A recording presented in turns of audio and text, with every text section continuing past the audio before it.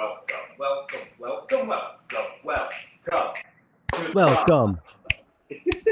Woo! Hey everybody, episode Welcome 2 to the Rum. To the Rum. You've got Brian.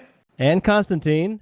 And we are the Rum. The Rum. Really appreciate you guys. We have an amazing episode for you. So first off, wanted to thank all of those of you who have listened to our pilot, 132 listens. 132. As we are recording this now, we are available on Spotify, Apple Podcast, Stitcher, Amazon Music, and wherever you get your podcasts. So please follow and subscribe. All right. So Constantine, share us with your friends. Yes, share us with your friends. And speaking of friends, this is actually our first group podcast, and we are amazingly honored to be joined by a bevy of rum lovers, tiki lovers who have established some really awesome clubs, and we're going to introduce each one of them. They're going to be able to chat about themselves, and then over the remainder of the podcast, we're just going to keep it pretty conversational, focusing on a few questions. So, first up, we have Bree from Ladies Who Tiki. So, Ladies Who Tiki. I actually got involved with Ladies Who Tiki probably, it was somewhere between 2016 and 2018. And I was actually at either Tiki Tea in Los Angeles or Tonga Hut. Either one. I can't remember because obviously a lot of rum was being had. But I was there with the founder of Ladies Who Tiki, Michelle Perez, and one thing led to another. I should say one rum drink led to another. That's how it happens. Yeah, exactly, and that's how Ladies Who Tiki was born. Yeah, that's amazing. Cool. Great to have you. Thanks, Bree. Brian, I'm looking at the list here, and I'm a little confused. Who's Jay? We've been over this every time. You know him better, and it's amazing that you are a brand ambassador of his, but you know him better as Trader J. Ah, Trader J. I can see titles are very important. I can see why Constantine was confused, because on our script sheet or our talk sheet in front of us, little behind the scenes for everyone, it does just say J and not Trader J. So I can see Constantine's confusion. So many J's in this world. I know, right? But Trader J. That's epic. Exactly. It's only one letter without the rest of the words. That's right. Between I and K. There you go. That's it. Hey, well, thank you for that introduction, Constantine and Brian, and thank you for having me on the second episode of To the Rum. Obviously, I am always excited to talk rum with anyone who will listen. Really quick about myself. I live in Orlando, and I started the Florida Rum Society with actually two buddies of mine about 4 years ago. And we'll get into more of that in a little bit. But my love of rum really sprung from tiki, like many of us. And the quick version of the story of how I got all into it was we bought a new house, and my wife, Mrs. Trader, always told me that if I bought enough rooms, then I could have one. And so our new house happened to have just one. That's it. Happened to have enough rooms, and so she asked me what I was going to do with it, and I didn't really have a plan. But it was very serendipitous that I had a business trip to San Francisco right after we moved, and it aligned with. It was a week before the release of Martin Cate's Smuggler's Cove book, and I went to Smuggler's Cove, and I didn't know. I was always a tiki fan. I grew up in Florida. I've been to the Maikai a bunch of times, right? But I didn't know about like this tiki revival. And I went to Smuggler's Cove. They were talking about the book, bought the book, and the rest is history. And the reason why the Florida Rum Society really started was I was struggling to find the rums that he was suggesting in the book. And I felt there needed to be a voice for Florida being the closest state to the Caribbean that some of these rums need to bring in. So that's we'll dive more into that in in a little bit, but that's how I got into this rum chaos and craziness and loving every minute of it. Nice. I I love think you it. should have bought a boat and become Smuggler Jay and just brought him up straight from the Caribbean. Rum Runner J. That's Rum Runner J. All right. You know, and somebody's got to stick it to the lovely 3-tier distribution model we have in the United Oh, States. yeah. You know what I'm saying? Which, speaking of, the 3-tier distribution model is something that our next guest, who has by far the most impressive collection of rum of anybody on earth, I swear to you, by all the powers that be, and In an undisclosed location. A secret location. I had to put a blindfold on, and I was spun around 3 times. But we have Fred joining from Singapore, and he runs the Rum Cartel. Hi guys, nice Hi, to Fred. meet everyone, and thanks for having me on to the Rum. Just so you know, Brian, we do move the collection every 2 months to make sure nobody can remember where it was. It's a bit of a work. It's a bit of a work here, but that's what we have to do for the safety of the collection. We're quite young here in Singapore. In 2019, when I moved back from India, I was looking at what was happening all over the world and seeing all these rum clubs pop up, and I saw that there was nothing at all in Singapore and pretty much nothing much in Asia. So that's where the idea came about, to create a small group of people that would connect, educate, learn. And it was at the same time that some of the rum bars were either closing or opening in Singapore, places like Sugar Hole, Limehouse, Origin Bar, and Kempinski. So with the appreciation of the price of whiskey in Asia, and Singapore is quite a sophisticated market, we saw more and more people moving over to rum, neat rums as an alternative to whiskey. So 2019, we got started. It's been 4 years. It's a great journey. And it's a great place to be based because we are lucky to have one of the main whiskey and rum distributor, La Maison du Whisky, based in Singapore, and that does help us access probably quite a lot of rums, although we're pretty much on the other side of the planet. So we can dive in a little bit deeper further on, but this is how the Rum Cartel came about. Awesome. Thank you, Fred. And before we introduce our final guest, it is interesting, Constantine, for our listeners, Constantine is actually part of Florida Rum Society as an ambassador, and he is also part of the Rum Cartel, being uniquely situated in Fiji. So, Constantine, we're expecting you to just run everything from now on and just tell us all the secrets. All the secrets have to be sworn in, though, especially with the Rum Cartel. It's a dangerous bunch over there. That's dangerous with their absolute love of rum, and it's wonderful. And last, guys, but certainly not least, is a close friend of mine, and she is the co-GM of Tonga Hut that has been nice enough to host our Rum Curious Club events. And we have got Katarina, or whichever name that you want. Cat Bailey. Miss Kitty Fantastic. Caffron, if you're like old and know me from high school. It's Caffron. We're gonna have to unpack that later. It's a whole thing. Hi, I am Kat. I am one of the managers of Tonga Hut in North Hollywood. Very recent manager. We took over managing it as of February of this year. I am a longtime bartender. Have been a tiki bartender for 5.5 years, but I've been bartending for so long. I can't even remember. We gotta unpack that what life was like before. But yeah, that's me. Lover of tiki, lover of rum. We are glad to have you here. When you guys get to Tonga Hut, you have to see Kat's double shake, because it looks like she's a gunslinger from the Old West, because she goes underhanded, and it's incredible. And I always ask for Beetlejuice. Ooh. That's my favorite drink. Thank you. Don't say the third Beetlejuice. Yeah, because now he's here. Well, all you need is Michael Keaton to come now in. What's going on? Beetlejuice. Sorry. Trouble, you know I had to do it.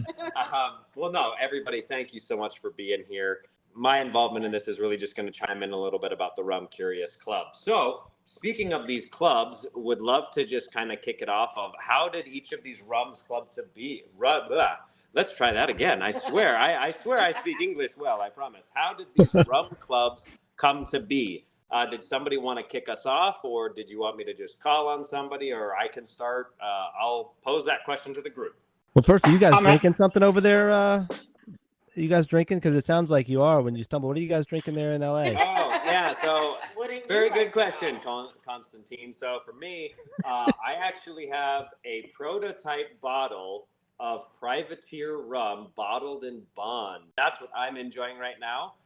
Kat did finish the malt grain and cane Barbados 22, the infamous now blue cheese rum.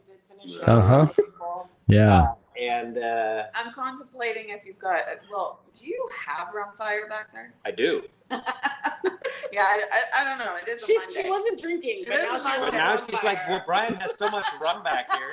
May as well. You got to see Fred's ever-moving mobile rum collection, as it were. But yeah, that's what we're drinking. I feel like, I don't know if Jay, you are enjoying a libation at the moment? Because when I discuss the Florida Rum Society, I try to grab one of our single barrel picks. So I am jumping in on what is my favorite rum, which is our first Worthy Park pick called Gemini Barrels, which is a 13-year Worthy Park medium mark bottling, and it was 2 barrels. So there you go. That's why it was Gemini Barrels. So yeah, it's one of my favorites. So Jay, how many barrel picks have you done for the rest of the class? So the thing is, I 21, and then we have 2 coming out like in the next like 2 weeks, and another 2 on deck for the rest of the year. So by the time this year's over, we'll hit 25. So we're excited, and we have big plans because we're hitting our 5-year anniversary next year. So we're trying to do something special for that. Yeah. Do you want me to start talking since I'm already talking? I'll tell you about how we got this crazy train going. I sort of already touched on it. Yeah. Continuing the story of now, I have a tiki bar in the one room my wife gifted me, and I couldn't find the rums from the Smuggler's Cove book. So we, my 2 buddies and me, we went to Chicago and picked up some great rums at Binny's. It was my first Worthy Park bottle, my first Hamden bottle. But so we picked up these bottles and we were enjoying them back at home. And we're like, God, why can't we get great rum like this here in Florida? It should just go hand in hand. And that evening, just like Ladies Who Tiki started, after a few drinks, you have this great idea to be like, hey, we're now the Florida Rum Society, and we will make it our goal to have these great rums in Florida. And of course, the first multiple months, we would be somewhere and we'd be like, why don't you have good rum? We're the Florida Rum Society. We demand it. And of course, people would laugh at us and be like, you're the what? Yeah, who's Jay? Who is Jay? Who's Jay? Exactly right. Exactly like Constantine, constantly. But through some social media, the powers of social media, right? We started to get a little noticed and make some rum friends. The first really important sort of relationship back to La Maison and Vellier was Kate Perry noticed what we were trying to do and was like, I will support you guys and host your first like rum gathering. So jump in a time machine with me, everyone, and think about what you were doing in February of 2020, because that's when we had our first FRS event with Kate Perry here in Orlando. And there was like at that point we were up to like 40 members. So we were like, this is great. It was a success. Everyone loved it. We're going to do this once a month. Like, why would we not? And then a month later. Yeah, exactly. And then. I feel like it's probably pretty easy for people at this point to remember what they were doing in February 2020. Yeah. And forever changed by the lockdown. But we had rum. Thank God for that. So we had rum, and that was great, but we had no one to like, except for whoever we were locked in our house with.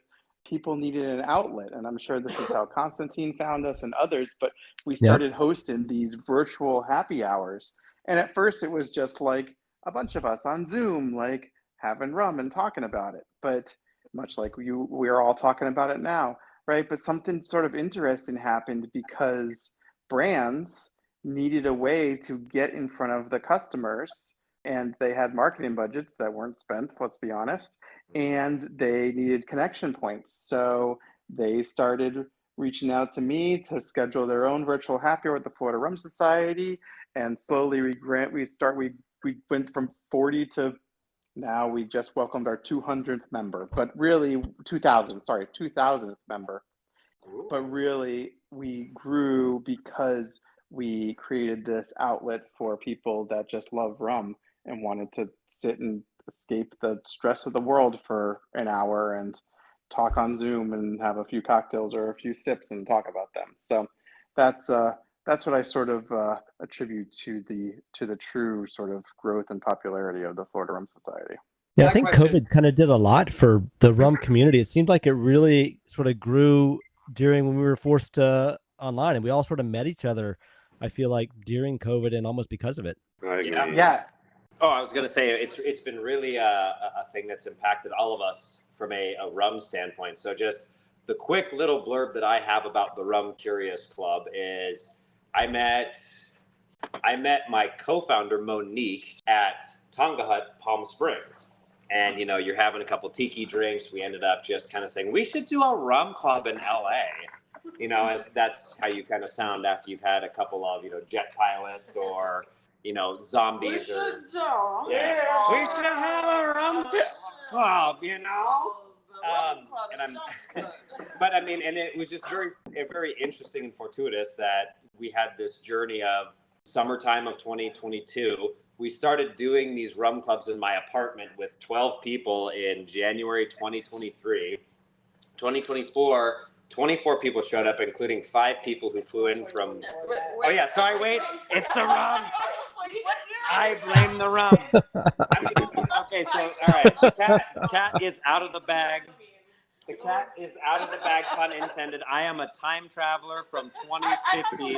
Ask me for the stocks and bonds that you should invest in. I will make you money. Okay, sorry, excuse me. In February 2023, we doubled our size to 24 people again in my apartment. It was just chaotic. Also, How did you start that? Can I ask?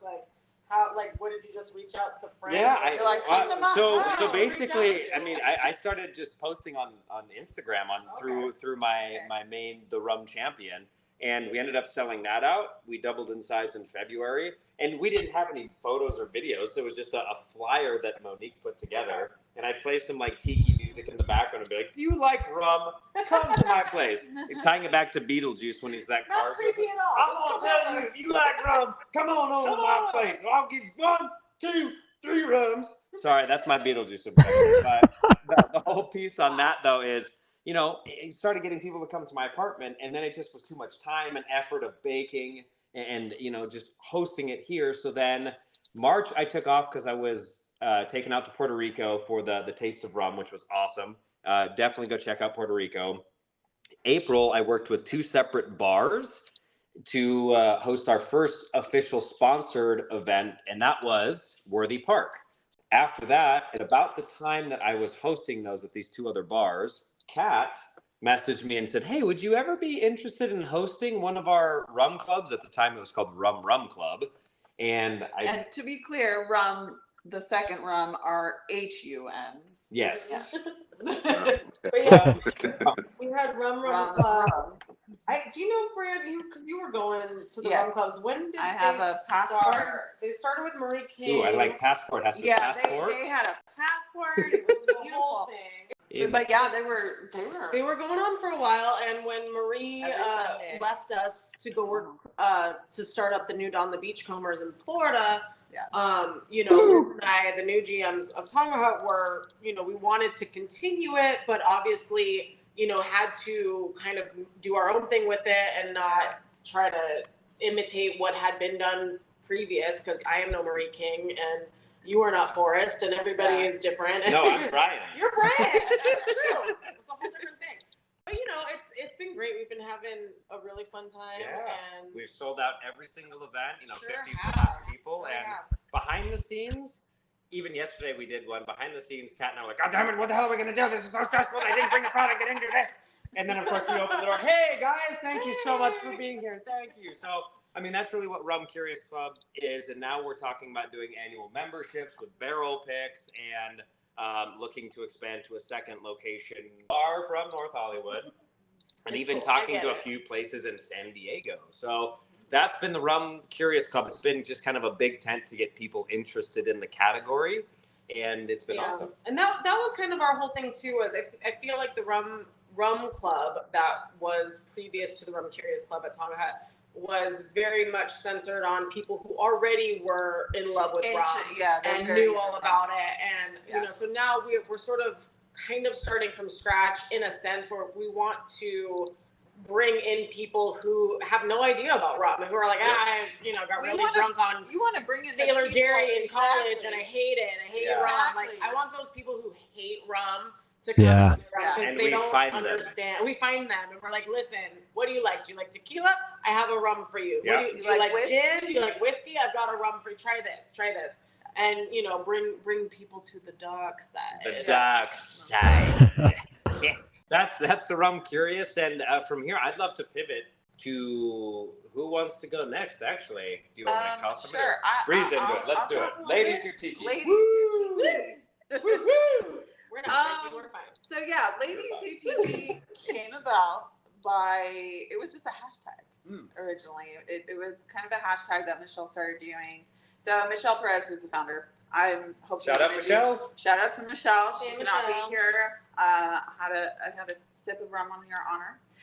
But so it kind of started with the hashtag, and then it was, it became born from that because as we were kind of researching mostly the tiki community and rum in general, we kind of noticed it's a bit of a boys' club, y'all. So as so many things are. As so many things are. Yeah.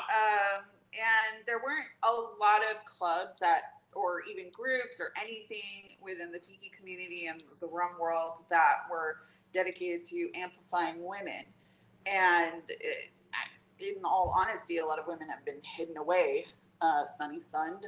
And for those who don't know who Sunny Sun was, Dawn the Beachcomber wife for very many years, and actually she was the business. She was the businesswoman behind everything. Dawn just wanted to make drinks and party. That was kind of it. But I'm not going to talk about that because actually Marie King did an amazing talk about the history on her, and I would not do that justice. So, but anyway, so that's kind of how Ladies Who Tiki came about. There's not a whole lot of groups there, so we wanted to create a safe space for women to come together to meet up at tiki events and rum events. We want to amplify female bartenders, distillers, artists, all because rum and tiki really do kind of go hand in hand. I mean, exactly. I was into tiki obviously first, and then rum kind of came into that. But yeah, it's about really providing a space and showcasing the women that are involved in these areas. And for me, it's actually a huge passion to amplify women. I mean, even in my day job, I created a campaign that amplifies women in the industry that I'm in, which is extremely male dominated. So hell yes, I hope all of our viewers are giving a hell yes right now. Good for you. Because there are a lot of badass women out there doing badass Absolutely. things. Yeah. 100%. So and I mean, obviously we are called Ladies Who Tiki, but we do not, we don't say no to men. We don't say we're good with everybody, men, women. Inclusive. It's very, very inclusive, non-binary. You could be a lady who tikis also. I would love to be a lady who tikis. I mean, if you want to identify as a lady who tikis, then you're good. You're in. I need a lady tiki name. Would that be like Bamboo Brianna? No, that sounds okay,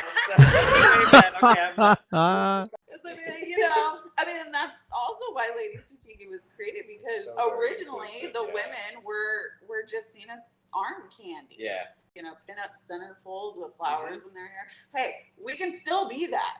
But you can also be the ones making the drinks, all the things. owning the bar, doing the beverage menu, like Backwards 100%. and in heels. Hell, yeah. Well, Nice. that's also too, like, the backwards and in heels. That just reminds me of Ginger Rogers. Like, Fred Astaire is considered to be the greatest dancer of all time, but Ginger Rogers did it backwards and in heels. So that's where my mind Exactly. Where that quote came from. I love that. That's I exactly know. right. And we're full circle. Hey. And let's shift gears, because the one of the most interesting groups to me is the Rum Cartel. And I'll preface with this, Fred, and then I'll hand it off to you. Is a lot of rum groups here in the U.S. are very tiki focused to a certain extent or lesser. There's been tiki inspiration, which is great. It's the lifeblood that has made many rum lovers in the U.S.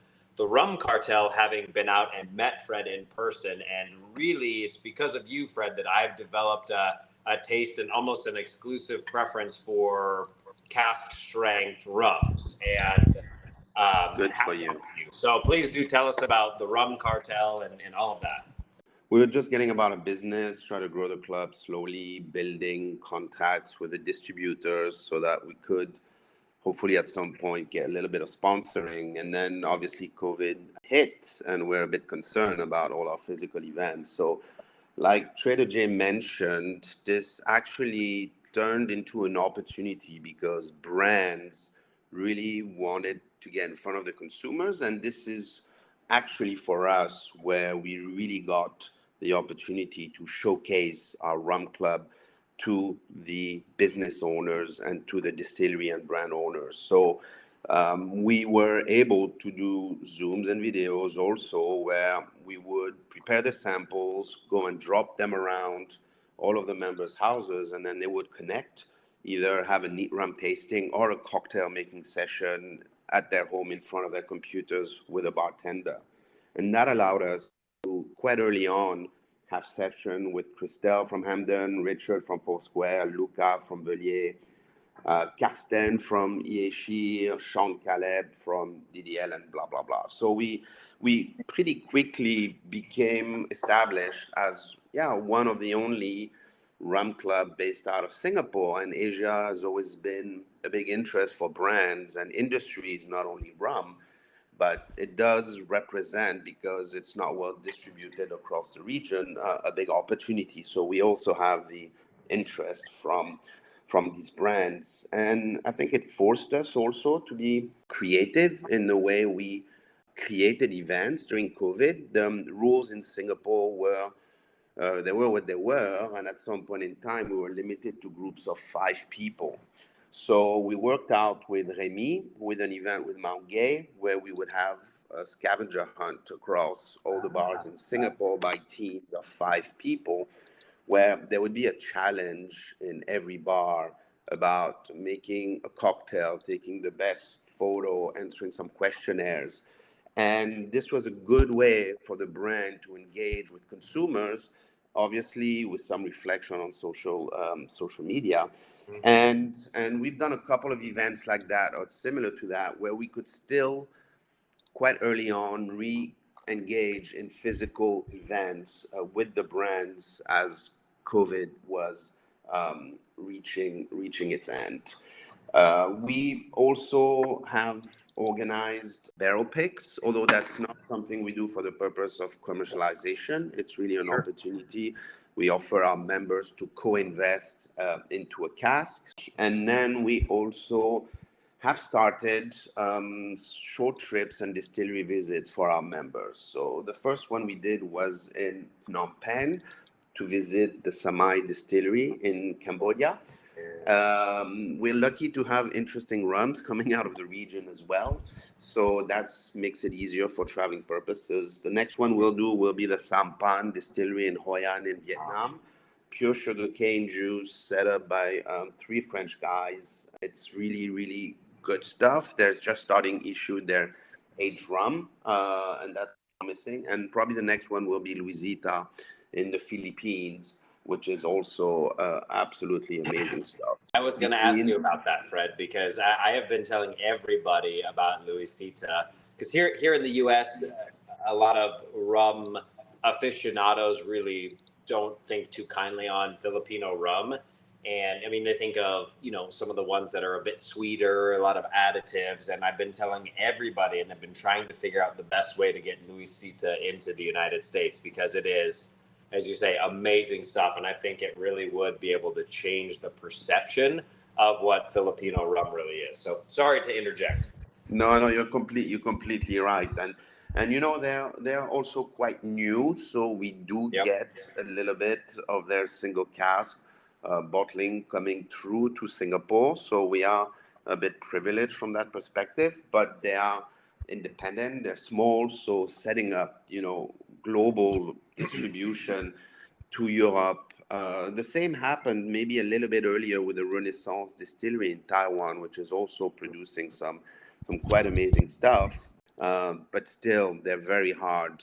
They wouldn't ship directly to Singapore, so we had, through some importers here, they had to establish contacts to get somebody to buy them in Taiwan and then bring them back in Singapore. Yeah. So it's still, while it's a little bit easier when you're in Singapore, as soon as you want to, explore and capture the opportunities of the region, then distribution, at least on a scale of 6 bottles or more, quickly becomes complicated, because the rules and the distribution companies are just different in every single Asian country, right? It's not because you have a distributor in Singapore that automatically you're going to cover the rest of Asia. So that's what we've seen. That's what we've learned today. We are good in the sense we're still the only one. So brands do come to us for a launch of a new product. They always have budget associated for us. We have the GP coming up, where we also participate in a bunch of different formats. So it's exactive times for us. Singapore is buzzing. So it's a good place to be. And the brands want to be associated. So that's helped us a lot, creating a lot of sponsored events. So today, I think, we're in a good place where we got respect. We're not big. We're not about volumes. We're about word of mouth. We're about people who want to connect and socialize with a glass in hand. And all the new members are referred by existing members. And that's how we like it. We're kind of like a big family where everybody knows each other. And it feels very homely. Something great about Singapore too is you've got that family atmosphere of the Rum Cartel in these just beautiful venues. You really can't beat Singapore for some of the best venues where these events are held. One of the best memories that I have of being in Singapore with you, Fred, and you, Constantine, was at the Maison du Whiskey and just trying Carigny this, Nason that, and just things that we've never would see here in the United States. So I want to turn it to, so it's been amazing hearing everybody's journeys and love hearing that. And so we've all been running events, in-person events with people to meet up and trying to satisfy different tastes and palates and all of that. So I guess I'd love to hear from everybody about, lessons that you've learned from running your events or advice for people who are looking to start their own group. So we've all, I'm sure, have a lot of learned lessons. So who wants to kick us off? Well, I mean, Constantine, you were part of both of these clubs. So I think it'd be great to have you kick us off. Yeah, sure.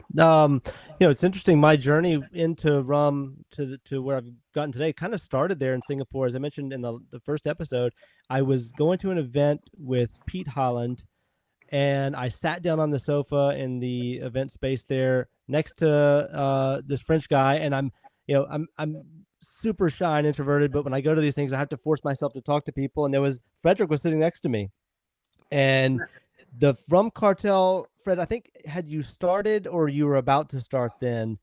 Maybe I just had the card printed, but not started the club.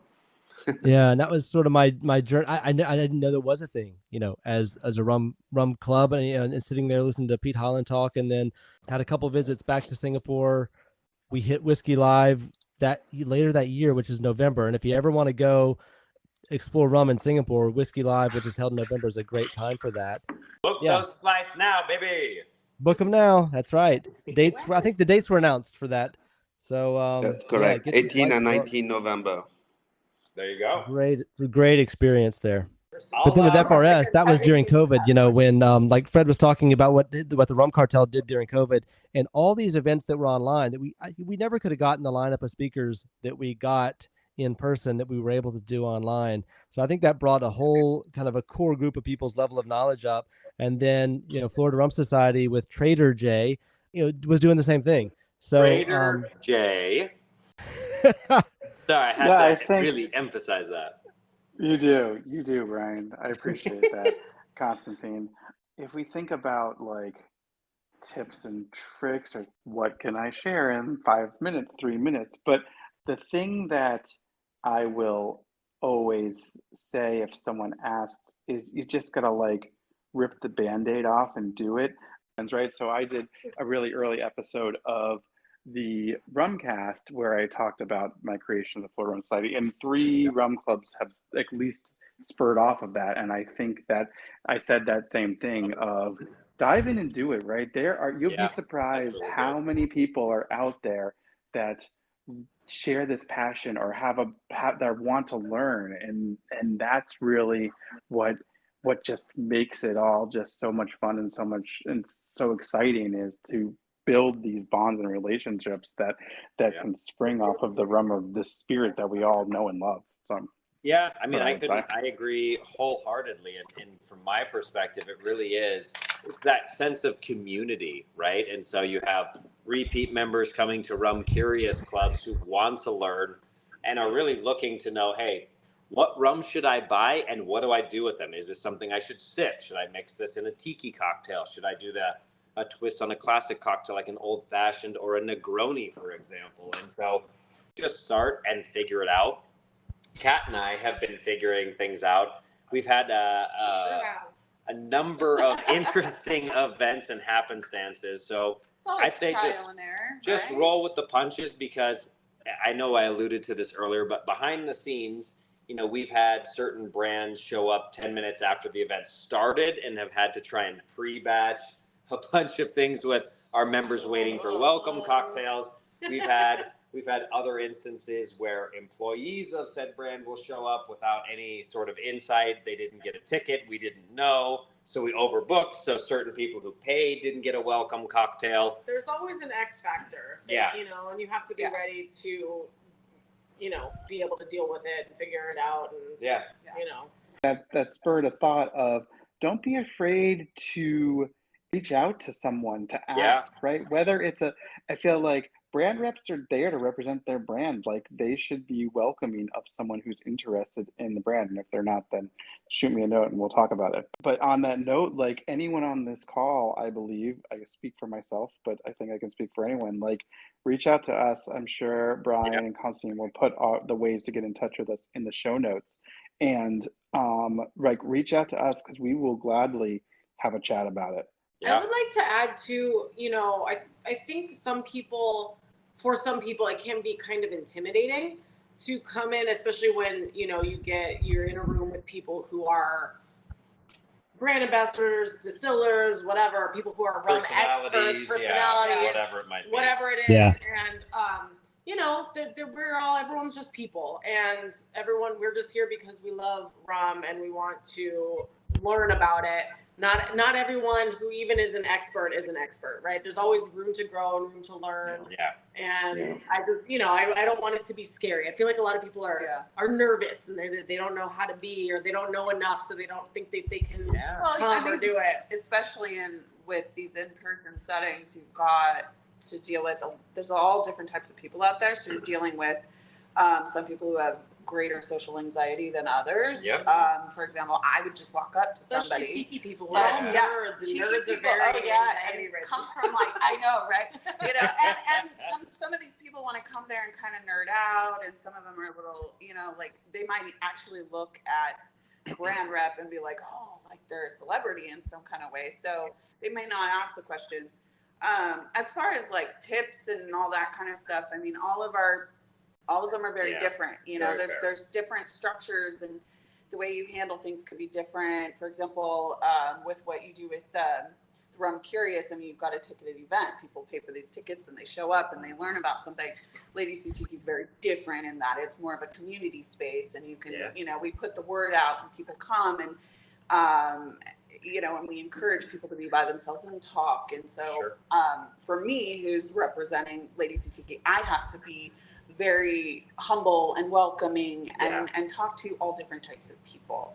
So I think, and to more to your point, Kat, is, you know, kind of humble yourself a little and understand that there's so many different types of people out there, and there's different ways to communicate with all these different people. And I think it's just really honing your communication skills. Yeah. Also honing your oh shit, how do I put out this fire skills? You know, you gotta be on your toes, because there's also the different events like what you're putting on. It's similar. I've worked at trade shows for many times, and it's like there's always some shit going wrong. You know, there's a technical problem. There's, you know, oh, we don't have this product, and what do we do about this and that? And it's just being flexible. I feel like if it all runs smoothly every time, it's gonna be It's boring. gonna be boring.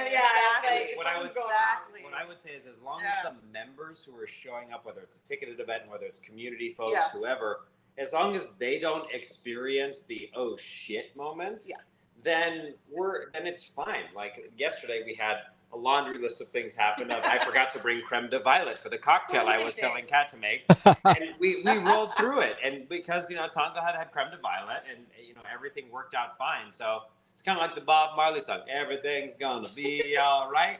Fred, you've been awfully quiet. I'm curious to know, because Fred is able to go into multiple different bars with multiple relationships, and we'll basically just put the call out, kind of like with Ladies Who Tiki. Hey, you know, we're doing a meetup at Kempinski, Origin, you know, Limehouse, wherever, and people will show up. And in that time, they're able to come kind of sample whatever they want. They hang out for as long as they want, and then they leave. But to be fair, I really think it's about understanding your member, how they work, what they like. I think, first of all, one element is which kinds and how well are the rums distributed in the country where you operate, because that will determine what I call the rum discovery journey of somebody entering, you know, the rum market. And for us, it's pretty simple. It's, you know, maybe the same, maybe not in other countries, but for us, they start with Spanish style rums, obviously the one they can find easily affordable off the shelves. Then they move to higher ABV Spanish style rums from Belize, from Nicaragua. Then they move to the English style rum, St. Lucia, Barbados, moving up to Trinidad, and then probably finishing with the Hamden and the funkiness. And then once they finish that journey, then they go down to the agricoles, which is still a little bit new because not extremely well represented, but at least we're lucky to have Naison in.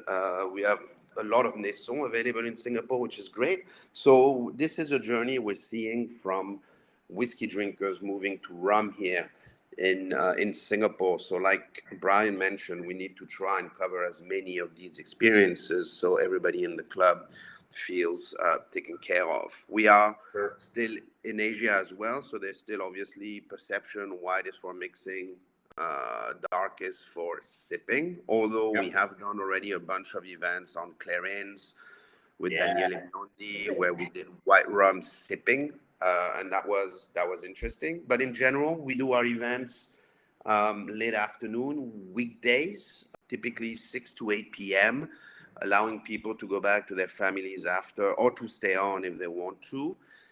2 hours, and we start with a cocktail or two or three sometimes, and then we move on to the or more, or we move on to the neat rums tasting with an educational element, and we'll always have a bit of, you know, finger food, some stuff to bite, so nobody's on a empty stomach when they come to our tasting. But I think the common element is really lots and lots of rum, and make sure they don't leave, you know, thinking, oh, that was too light, that was too little. That's probably my biggest fear. And finally, just to close off, well, it is an event business, so Yeah. Depending on how you're set up, you're going to have more or less cancellations, Yes. more movements in numbers of people, which, can give you a little bit of a headache when you have, pre-committed for space, pre-committed for food, and then 3 people, call you because, well, they got COVID, so it's better they don't come. But that can change the numbers quite quickly. So that can be a little bit stressful. We have 50 people that purchase, and we usually have 2 to 3 to 4 people that can't come. Fortunately, we have people day of that are like, do you guys have any room? And so I mean, it always evens out. So yeah. Hey, I almost did not come yesterday because I was quite hungover. But I showed up. Brian has a very cute dog that she brings. Amazing pup. Yeah. Winslow. He's a very cute little poodly thing. So Winslow's the best dog name ever. Now been referred to as the party poodle. Since Party poodle. He needs his own plaque. I know. He actually does need a little custom plaque on the wall. I mean, we took him to Tiki Oasis, so I put him in a stroller, so people don't step on him. But we're I mean, that's really why. He's teeny tiny. He's like a medium. He's not exactly a medium. Yeah. All right, everybody needs to adopt that vernacular. Favorite word. Medium. He's not Medium. a fed dog, but he's like 23 pounds. So carrying that around gets heavy. But what's Winslow's favorite rum? Oh man. I don't know. Just like whenever you guys are drinking rum. He's big on all of the Worthy Parks. Okay. I mean, Worthy Park. Shout out Worthy Park. Shout out Zan Kong. Love you, Zan. Alex Perkins. You're awesome. And so, guys, I know that we have only a few minutes left, so we slotted more time for how to get people involved. But I think lightning round. Everybody just take 1 or 2 sentences. So I'll kick us off.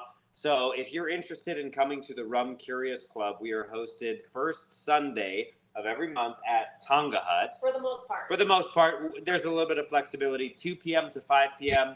You get a welcome cocktail. You're able to taste some rums, and then there's a main cocktail, and it's a really cool sense of rum community that we're building here. More importantly, it's just like a really cool group of folks coming together. We just want everyone to have a good time. Yeah, 100%. And feel So like they can come to rum and drink and have a good time. You can find us on at the Rum Curious Club, www.therumcuriousclub.com.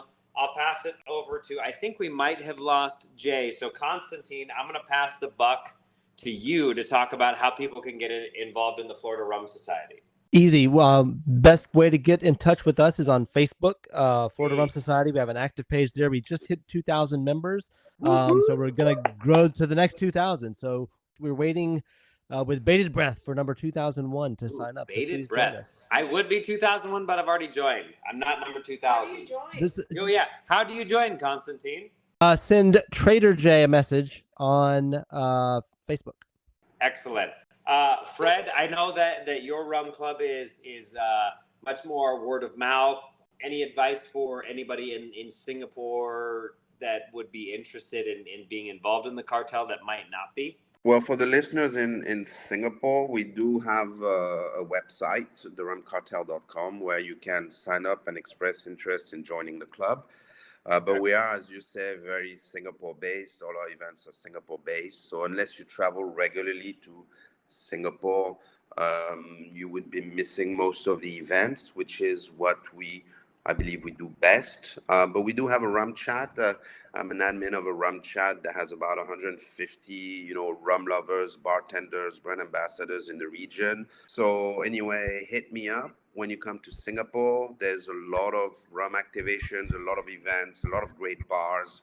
So I'll be happy to take you around and show you a little bit the Singapore scene. There's no one better to go to Singapore with than Fred, because he will change your entire perspective on rum for the better, I promise. Cool. Thank you for that. I hope my mom is not listening, though. Sorry, Mom.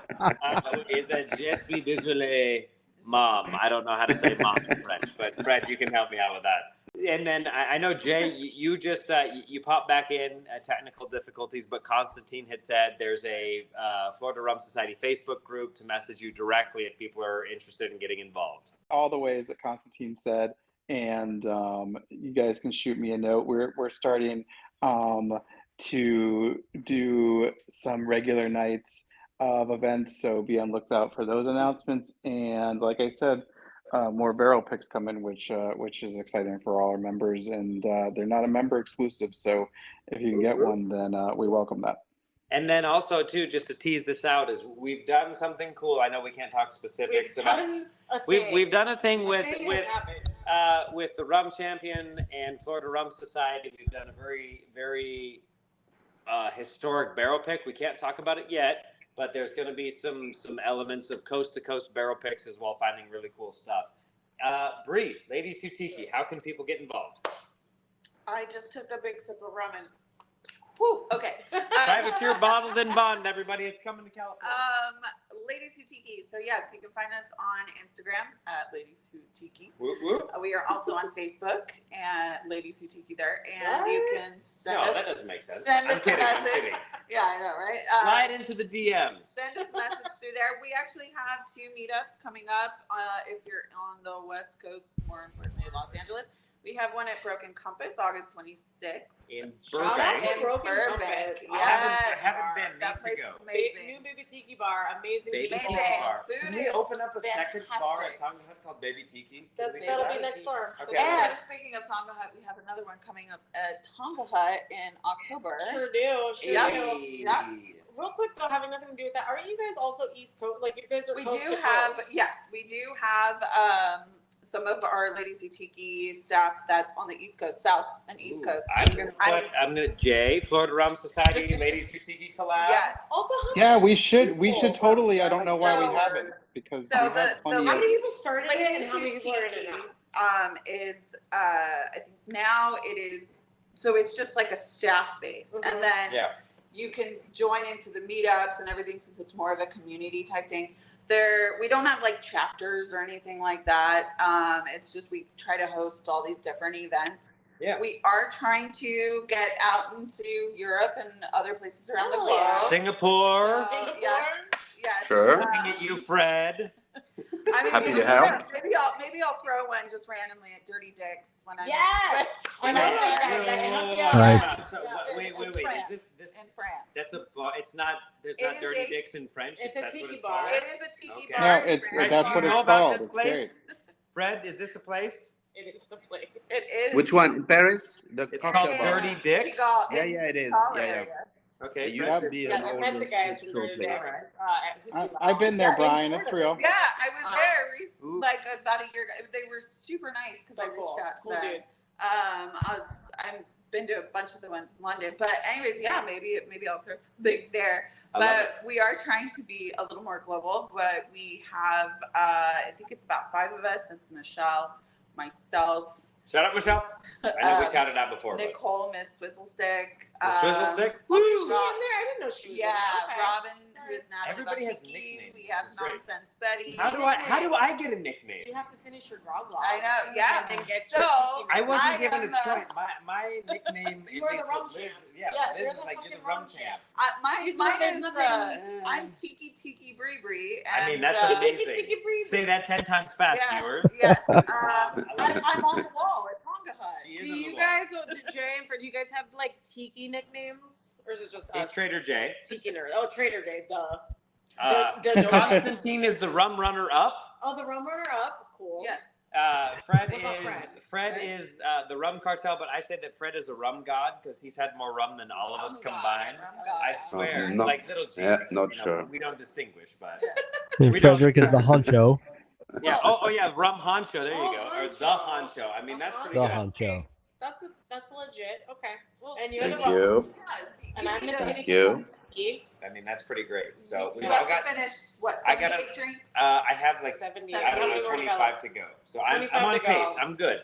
Also, if you're in the LA area, make sure you do your grog log at Tonga Hut, Beach Bum Berries. Book grog log. You got to finish all of them to get on the wall, which I am on my way to. So that really is it, guys. So we've all learned a little bit about our clubs, lessons we've learned, how to get involved.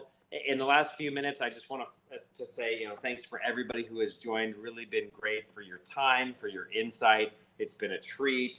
And I would say that for any of our listeners, you certainly do have how to follow, how to get engaged with any of these clubs, depending on where you are at in the world. If there are any questions that you have, please do send them in to @2_the_rum.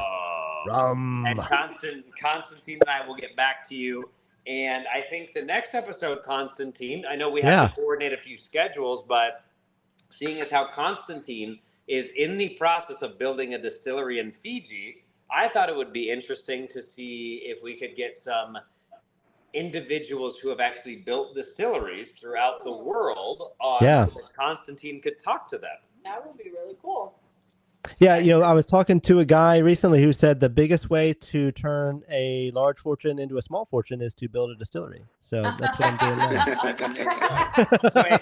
I'm going from a minuscule fortune to a non-existent fortune, I think is the way.